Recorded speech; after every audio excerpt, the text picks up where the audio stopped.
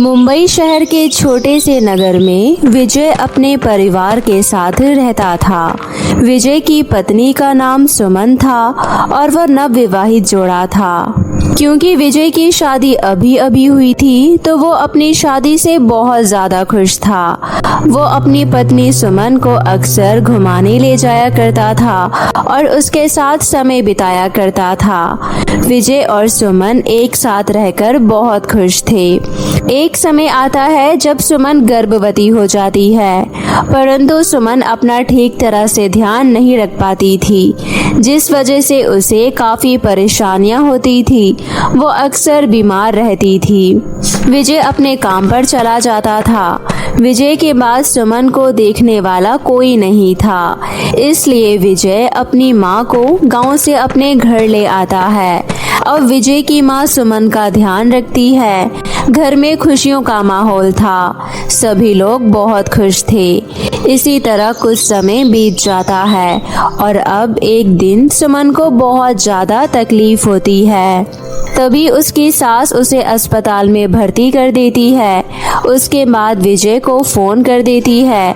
विजय भी अपने काम से छुट्टी लेकर अस्पताल पहुंच जाता है और दोनों ओपीडी के बाहर खड़े होकर इंतज़ार कर रहे होते हैं कि तभी डॉक्टर आती है और कहती है, बधाई हो विजय, तुम्हारे घर में लक्ष्मी आई है। लक्ष्मी, तुम अंदर जाकर अपनी बेटी से मिल सकते हो, परंतु मुझे माफ़ करना, मैं तुम्हारी पत्नी को नहीं बचा सकी। उनकी हालत बहुत ज़्यादा खराब थी। क्या कहा डॉक्टर आपने? अगर सुमन ही नहीं बची तो इसकी बेटी का ध्यान कौन रखेगा? ये बिना माँ की बच्ची अब कैसे पलेगी? हमने बहुत कोशिश की, परंतु हम सुमन को नहीं बचा सके। अब आपको ही इसकी परवरिश करनी होगी। आप दोनों इसको घर ले जा सकते हैं। ऐसा कहकर डॉक्टर वहां से चली जाती है। विजय ओपीडी के अंदर जाता है और अपनी बेटी को गोद में उठा लेता है। अपनी पत्नी के शव को देखकर विजय बहुत ज्यादा रोता है। सुमन, तुम मुझे छोड़कर क्यों चली गई हो? अब मैं इस अकेली बच्ची का ध्यान कैसे रख पाऊंगा? तुमने मुझे ये किस दुविधा में डाल दिया है? इतना कहकर विजय बहुत जोर जोर से रोने लगता है। विजय की माँ ओपीडी के अंदर जाती है और विजय को संभालती है। विजय की माँ जब विजय की लड़की को देखती है तो वो देखकर उसे हैरान हो जाती है। उसकी सूरत तो बहुत ज्यादा काली थी और नैन नक्श बहुत ज्यादा खराब थे। हे भगवान, ये कैसी संतान को जन्म दिया है तेरी पत्नी ने। इसे देखकर तो ऐसा लग रहा है जैसे कि आज अमावस का दिन हो। मुझे तो लगता है ये हमारे लिए बहुत ज्यादा मनहूस होगी। माँ, आप ये कैसी बातें कर रही हो? आखिर है तो ये मेरी संतान ही ना। तुम भी कहीं भी कुछ भी बोलने लग जाती हो। कुछ सोच समझ लिया करो। इसके बाद विजय अपनी पत्नी के शव को लेकर और अपनी बेटी को लेकर अपने घर वापस आ जाता है। विजय अपनी पत्नी का अंतिम संस्कार कर देता है और घर पर उदास बैठा होता है। अरे बेटा, इतना उदास क्यों बैठा है? कब तक अपनी बीवी के जाने का गम मनाता रहेगा? विजय अपनी माँ को जवाब नहीं देता है और अपनी बेटी को उठाकर अपने कमरे में ले जाता है। विजय की बेटी बहुत ज्यादा रो रही थी क्योंकि उसे भूख लग रही थी। विजय अपनी बेटी को एक हाथ में लेकर किचन में जाता है और उसके लिए दूध गर्म करता है और उसे पिलाता है। उसके बाद वो सो जाती है। विजय को समझ नहीं आ रहा था कि आखिर वो अपनी बेटी की परवरिश करे या अपना काम करे, क्योंकि विजय की माँ तो उसकी बेटी को एक पल भी नहीं देखती थी। विजय एक दिन अपने घर पर हवन करवाता है और उस दिन अपनी बेटी का नामकरण करता है। वो अपनी बेटी का नाम परी रखता है और उसका ध्यान रखता है। परी 1 साल की हो जाती है। विजय ने उसे बहुत मुश्किलों से संभाला था। माँ, आखिर कब तक तुम इस तरह व्यवहार करती रहोगी? अगर मैं काम पर नहीं जाऊंगा तो खाने के लिए घर में राशन कहाँ से आएगा? मैं कल से काम पर जाऊंगा और तुम्हें इस बच्चे की देखभाल करनी है। देख विजय, मेरी अब उम्र हो गई है, मैं इस बच्ची की परवरिश नहीं कर सकती हूँ। मेरी मान तो तू अब एक दूसरी शादी कर ले। अभी तेरी उम्र कुछ ज्यादा भी नहीं है, तुझे एक अच्छी लड़की मिल जाएगी जो तेरी लड़की की परवरिश भी कर देगी। वैसे भी मैं तो बस कुछ ही दिन की मेहमान हूँ, तेरे पास तो आगे की पूरी जिंदगी पड़ी है। तू अपनी बेटी की परवरिश अकेले नहीं कर सकता है, इसे एक माँ की जरूरत है। मेरी बात मान ले, मेरी नज़र में एक बहुत अच्छा रिश्ता है। तू कहे तो मैं कल ही जाकर उनसे शादी की बात कर लेती हूँ। लड़की बहुत ज़्यादा सुंदर है। ठीक है माँ, अगर मेरी बेटी की परवरिश करने के लिए एक माँ की जरूरत है तो मैं दूसरी शादी करने को तैयार हूँ। परंतु मैं आपसे पहले ही कह देता हूँ कि मैं अब अपनी और औलाद पैदा नहीं करूँगा। अगर वो लड़की इस बात से राजी हो जाए तो मैं शादी करने के लिए तैयार हूँ। अरे वाह बेटा, तुमने शादी के लिए हाँ बोलकर तो मेरे कलेजे को ठंडक दे दी है। मैं तो कब से तेरे बारे में सोच सोच कर परेशान हो रही थी। अब मेरी सारी चिंता दूर हो गई है। मैं आज ही जाकर शादी की बात करती हूँ, परंतु तुझे मुझसे एक वादा करना होगा। शादी से पहले तू उस लड़की को ये नहीं बताएगा कि तेरी पहले से ही एक लड़की है। तू जानता है ना कि एक कुंवारी लड़की कभी भी ऐसे आदमी से शादी नहीं करेगी जिसके पहले से कोई संतान हो। जब शादी हो जाएगी उसके बाद सब कुछ उसे पता चल जाएगा, परंतु जब तक तुम्हें चुप रहना होगा। लेकिन माँ, ये तो धोखेबाजी हुई ना। क्या पता वो यहाँ आकर उसकी परवरिश करने से इनकार कर दे, फिर हम क्या करेंगे? अरे बेटा, कुछ गलत बात नहीं है, मैं सब कुछ संभाल लूंगी। इसके बाद विजय अपने काम पर जाने लगता है और विजय की माँ परी का ध्यान रखने लगती है। विजय की माँ विजय की दूसरी शादी करने की पूरी कोशिश कर रही थी। उसे एक लड़की मिल जाती है। उसके बाद विजय की माँ उन दोनों की शादी कर देती है। विजय की दूसरी पत्नी का नाम राधा था। राधा दिखने में बहुत ही ज्यादा खूबसूरत थी और वो शहर की एक मॉडर्न लड़की थी। शादी के बाद राधा विजय के घर आ जाती है।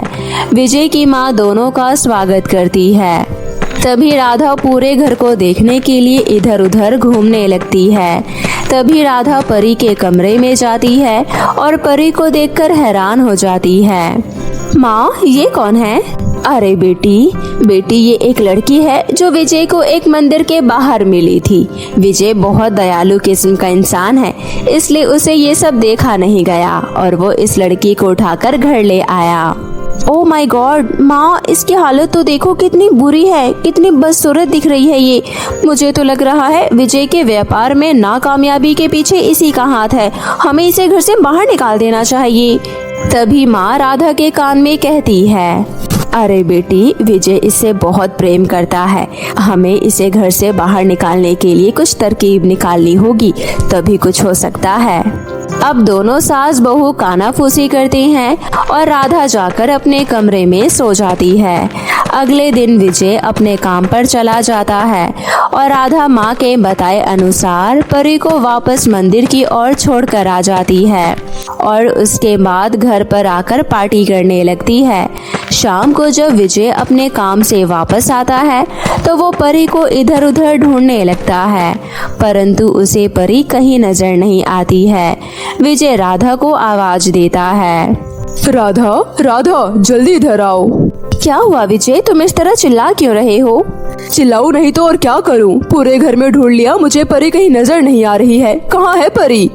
मुझे नहीं पता परी कहाँ है। आप ये मुझसे क्यों पूछ रहे हैं? मैं यहाँ पर परी की परवरिश करने के लिए थोड़ी ना आई हूँ। माँ कहाँ है? माँ शायद पूजा करने के लिए मंदिर गई है, अभी आने ही वाली होगी। विजय सोचता है कि शायद माँ परी को अपने साथ मंदिर ले गई हो। विजय अपना हाथ मुंह धो लेता है और खाना खा लेता है। विजय की माँ जब मंदिर से वापस आती है तो उनको खाली हाथ देखकर विजय उनसे प्रश्न करता है, माँ परी कहाँ है? मैं जब से काम पर से वापस आया हूँ मुझे कहीं दिखाई नहीं दे रही है। राधा से भी मैंने पूछा, वो कह रही है कि तुम्हारे साथ है, पर आप तो मंदिर से खाली हाथ वापस आ रही हो। बेटा, मैं तुम्हें क्या बताऊं? मुझे समझ नहीं आ रहा कि तुम्हें कैसे समझाऊं। मैं परी को लेकर मंदिर गई थी। मैं पूजा करते समय परी को थोड़ी देर के लिए मंदिर के फर्श पर बैठा दिया था, पर वो पता नहीं कहाँ गायब हो गई। मैंने उसे बहुत ढूंढा, तभी मुझे मंदिर से आने में इतनी देर हो गई। माँ, आप इतनी लापरवाह कैसे हो सकती हो? मुझे आपसे ये उम्मीद नहीं थी। मुझे जब तक मेरी बेटी वापस नहीं मिल जाएगी, मैं घर वापस नहीं आऊँगा। इतना कहकर विजय अपने घर से चला जाता है और अपनी बेटी की तलाश करता है। वहीं दूसरी तरफ मंदिर में एक छोटी सी लड़की को रोता हुआ देखकर आसमान में उड़ती हुई एक परी उसे अपनी गोद में उठा लेती है और उसे परीलोक ले जाती है। परी बहुत ज्यादा रो रही होती है। तभी नीली परी उसे चुप कराती है। सभी परियां उस लड़की को देखकर हैरान हो जाती है। नीली परी, तुम्हें ये लड़की कहाँ मिली? ये तो बहुत ज्यादा रो रही है। क्या इसके माता पिता इस दुनिया में नहीं हैं? ये तो मुझे नहीं पता। मैं धरती पर सैर कर रही थी, तभी मुझे ये लड़की एक मंदिर के बाहर रोते हुए नजर आई और इसके आसपास कोई नहीं था, इसलिए मैं इसे यहाँ उठा कर ले आई हूँ। देखो ना, इस बच्ची को इतना बदसूरत होने की वजह से इसके माता पिता इसको मंदिर में छोड़कर चले गए हैं शायद। हाँ नीलपरी, आजकल लोग बहुत ज्यादा स्वार्थी हो गए हैं। वो खूबसूरती को ही सब कुछ समझते हैं। कोई बात नहीं, अब इस छोटी बच्ची का ध्यान हम रखेंगे। इसके बाद नील परी और नटखट परी मिलकर उस लड़की को रानी परी के पास लेकर जाते हैं और रानी परी को सारी कहानी बता देते हैं। रानी परी अपनी जादुई शक्तियों से परी को बहुत खूबसूरत बना देती है और अब उसकी नीली आंखें, लंबे सुनहरे बाल और एक खूबसूरत सी ड्रेस में एकदम परी बन जाती है। रानी परी उसकी परवरिश करती है और धीरे धीरे कर वो 6 वर्ष की हो जाती है। वहीं दूसरी तरफ विजय अपनी बेटी की तलाश करते हुए बहुत दूर दूर तक घूमता है और बहुत परेशान रहता है। काश मैं माँ के कहे अनुसार दूसरी शादी ना की होती, तो शायद आज मेरी परी मेरे पास होती। सुमन, तुम कहाँ हो? देख रही हो ना, तुम भी मुझे छोड़कर चली गई हो और परी भी मुझे छोड़कर चली गई है। अब मैं क्या करूँ? इस दुनिया में मुझे अब अकेला नहीं रहना है। मुझे भी अपने पास बुला लो, मैं बहुत ज्यादा परेशान हूँ। विजय बहुत परेशान होता है और रोने लगता है। विजय को रोता हुआ देखकर उसकी मरी हुई पत्नी सुमन उसके सामने प्रकट होती है और उससे पूछती है, विजय, तुम बिल्कुल भी चिंता मत करो, हमारी परी बिल्कुल सुरक्षित है। तुम्हारी माँ और तुम्हारी पत्नी ने परी को मंदिर में छोड़ दिया था और वो वहाँ पर बहुत ज़्यादा रो रही थी। तभी नील परी उसे उठाकर परीलोक में ले गई और अब वही उसकी परवरिश कर रही है। हमारी बेटी एकदम सुरक्षित है और अब बहुत ज़्यादा खूबसूरत भी हो गई है। मैं अपनी बेटी को एक बार देखना चाहता हूँ और उससे माफी मांगना चाहता हूँ। मेरे होते हुए उसके साथ इतना कुछ हो गया। विजय हाथ जोड़कर अपनी पत्नी से विनती करता है कि वो अपनी परी से मिलना चाहता है। तभी विजय की वो तमन्ना को देखकर नील परी परीलोक से परी को लेकर विजय के पास आती है और उसे बताती है कि यही परी है। विजय अपनी बेटी को देखकर बहुत ज्यादा खुश होता है और उसे गले लगा लेता है। मुझे माफ कर देना बेटी, मैं तुम्हारी परवरिश बिल्कुल भी नहीं कर पाया हूँ, परंतु मैं वापस अपनी माँ और अपनी पत्नी के पास कभी नहीं जाऊँगा। मैं तुम्हारे साथ ही रहूँगा। अपनी बेटी के प्रति विजय का इतना प्रेम देखकर नील परी परी को विजय को सौंप देती है और अब विजय अपनी बेटी के साथ एक छोटे से घर में रहने लगता है। विजय अपनी बेटी का एडमिशन एक स्कूल में कर देता है और वो उसके लिए सुबह उठकर नाश्ता बनाता है और उसे स्कूल छोड़कर आता है।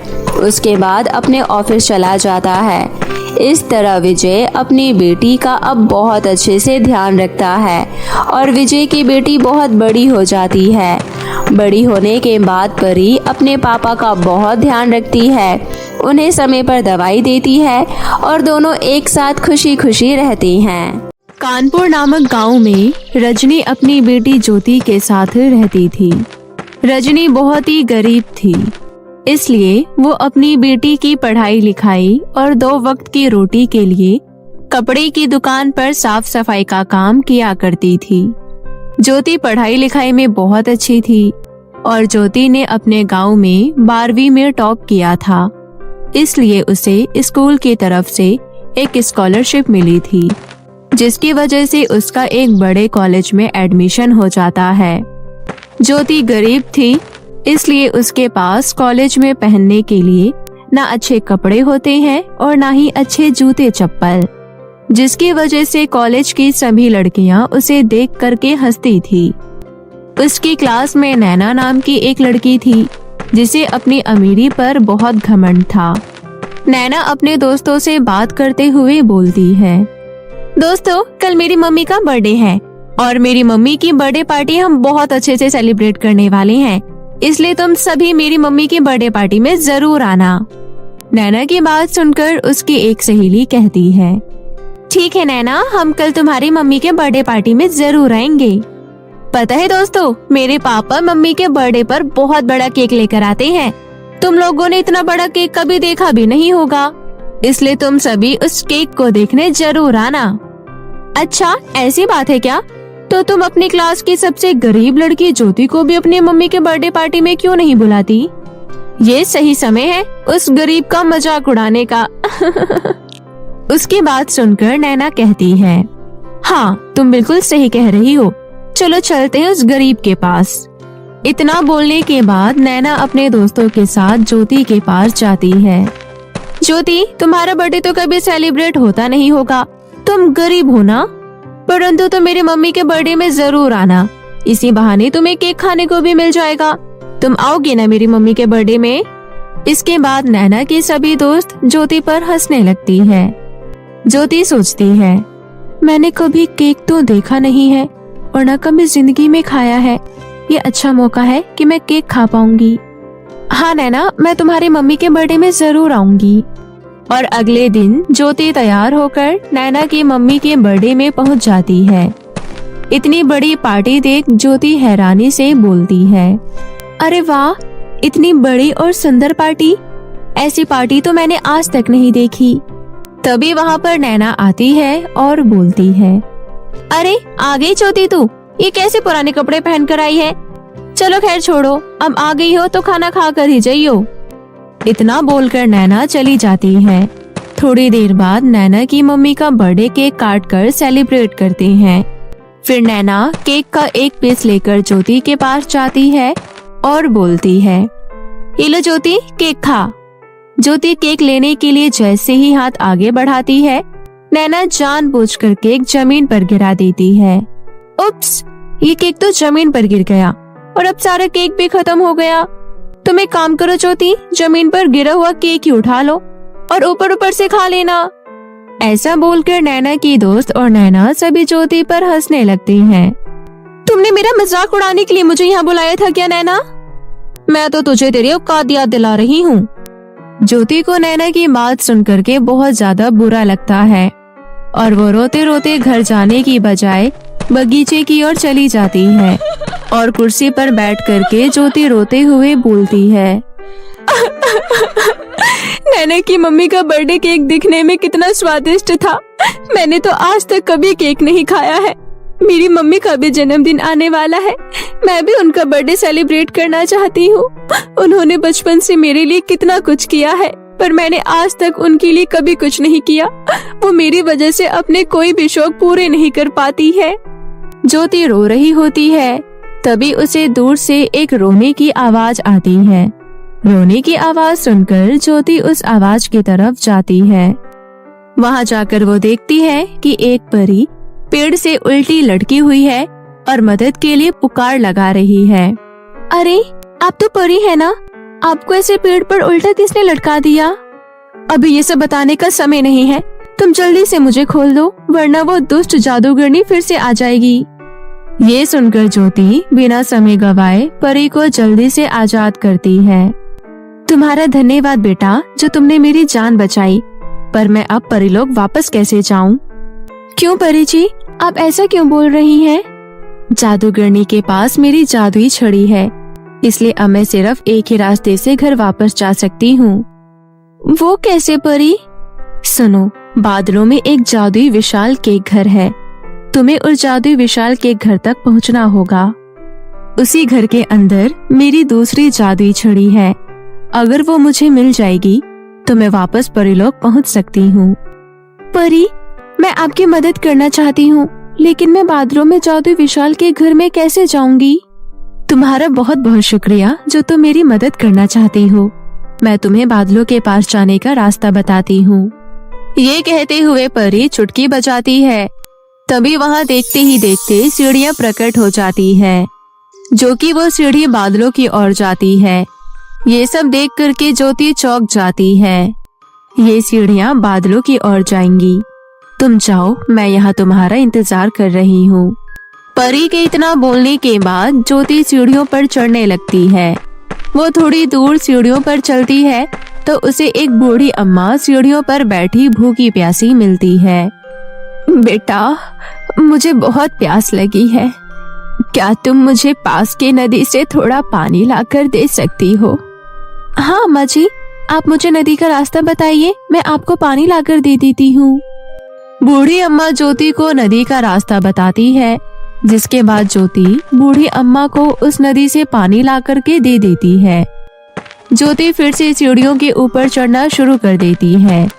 तभी उसे दो तोते मिलते हैं जो बोलते हैं, ज्योति, हम तुम्हें बहुत सारा सोना, जेवरात, हीरे, मोती, रुपया, पैसा देंगे, तुम हमारे साथ चलो। वो परी तुम्हें झूठ बोल रही है, वो तुम्हें अपना बंदी बनाना चाहती है, इसलिए तुम्हें वो भोली भाली बातों में फंसा रही है। तुम मेरी बात मानो, तुम हमारे साथ चलो, हम तुम्हें बहुत सारा धन दौलत देंगे, जिससे तुम्हें कभी भी जीवन में किसी चीज की कमी नहीं होगी। नहीं, परी जी मुझसे झूठ नहीं बोल सकती है, वो सच में मुसीबत में है, इसलिए तुम मेरा रास्ता मत रोको और मुझे परी की मदद करने दो। ऐसा बोलकर ज्योति आगे बढ़ती है और जादुई विशाल के घर के पास पहुंच जाती है। ज्योति उसके केक घर के अंदर चली जाती है। उसके घर के अंदर सब कुछ चॉकलेट का बना हुआ था और चारों तरफ चॉकलेट केक ही रखे हुए थे। ज्योति का मन होता है कि वो अपनी माँ के लिए एक केक लेकर जाए, लेकिन वो ऐसा नहीं करती है और चारों तरफ नजर घुमाती है। तभी उसे जादुई छड़ी मिलती है। जैसे ही ज्योति उस जादुई छड़ी को उठाकर जाने लगती है, तभी उसके सामने वही परी प्रकट हो जाती है। परी जी, आप यहाँ कैसे? बिना जादुई छड़ी के तो यहाँ आपका आना असंभव था ना? ज्योति, मैं तो तुम्हारी परीक्षा ले रही थी, मेरी जादुई छड़ी तो मेरे पास ही है। वाकई में ज्योति, तुम अच्छे और नेक दिल की हो। मैंने देखा कि तुमने कैसे बूढ़ी अम्मा की मदद करी और तुम लालच और धन दौलत के चक्कर में नहीं पड़ी और मेरी मदद करने के लिए इस जादुई विशाल के घर तक पहुंची। मैं तुम्हारी ईमानदारी और नेक दिल के कारण बहुत खुश हूँ। इसलिए मैं तुम्हें तुम्हारी माँ के जन्मदिन को सेलिब्रेट करने के लिए तुम्हें ये बड़ा सा केक दे रही हूँ और साथ में तुम्हें एक जादुई मेकअप किट भी दे रही हूँ। इस मेकअप किट की मदद से तुम अपनी मनपसंद की कोई भी चीज मांग सकती हो। इसके बाद ज्योति खुशी खुशी चॉकलेट केक और जादुई मेकअप किट लेकर घर आ गई। चॉकलेट केक देखकर ज्योति की माँ बहुत खुश होती है, जिसके बाद ज्योति अपनी माँ का बर्थडे सेलिब्रेट करती है और फिर धीरे धीरे करके उनके पास किसी चीज की कोई कमी नहीं होती। और फिर जादुई मेकअप किट की मदद से ज्योति की माँ अपनी खुद की एक बेकरी खोल लेती है। उनकी बेकरी के केक इतने टेस्टी होते हैं कि दूर दूर से लोग उनके केक लेने के लिए आया करते थे और बहुत ही जल्दी उनकी दुकान फेमस हो जाती है। इस तरह खुशी खुशी दोनों माँ बेटी अपना जीवन बिताने लगते हैं। तो मेरे प्यारे दोस्तों, कैसी लगी आपको मेरी ये कहानी? मुझे कमेंट करके जरूर बताएं और अगर कहानी अच्छी लगी हो तो वीडियो को लाइक करें और चैनल को सब्सक्राइब करना ना भूलें। तो फिर मिलती हूँ आपसे ऐसी ही नई और मजेदार इंटरेस्टिंग कहानी के साथ। तब तक के लिए बाय बाय दोस्तों।